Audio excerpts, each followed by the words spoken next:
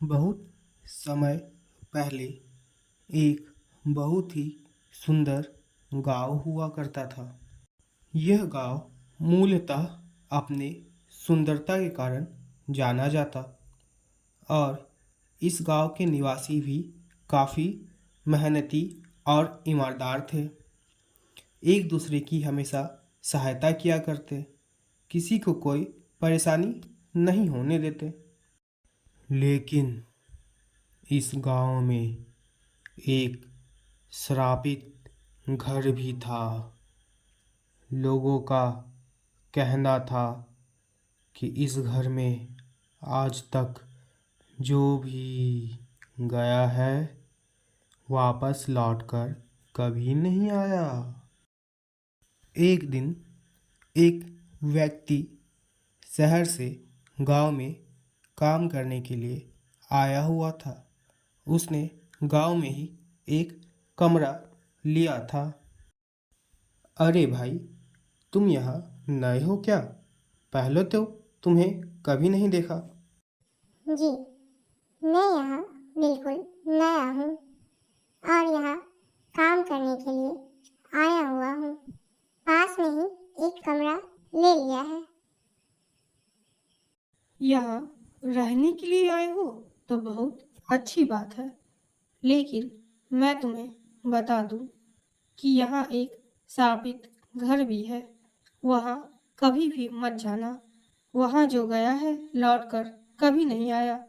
वो व्यक्ति रात भर जागकर उसी श्रापित घर के बारे में सोचने लगा और यह फैसला लिया कि वह वहाँ जाकर देखेगा। जैसे जैसे वो उस घर की ओर बढ़ रहा था, डरावनी आवाज़ें आ रही थी। वो घर सुनने में ही नहीं, सच में देखने से श्रापित लग रहा था। उस श्रापित घर के अंदर जाते ही डरावनी आवाज़ें शुरू हो गई और अचानक से वह चुड़ैल उस व्यक्ति के सामने आ गई और उस व्यक्ति से कहने लगी।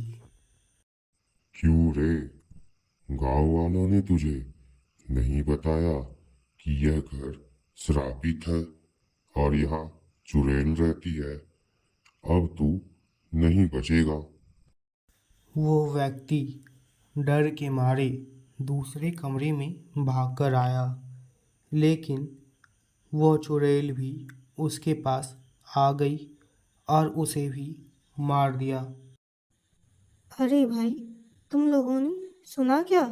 वो व्यक्ति को चुड़ैल ने मार दिया। यह सारी बातें गांव में आया हुआ एक नया इंस्पेक्टर सुन रहा था। अरे, तुम लोग तो बेकार में ही डरते हो। यह चुड़ैल वुड़ैल कुछ नहीं होता।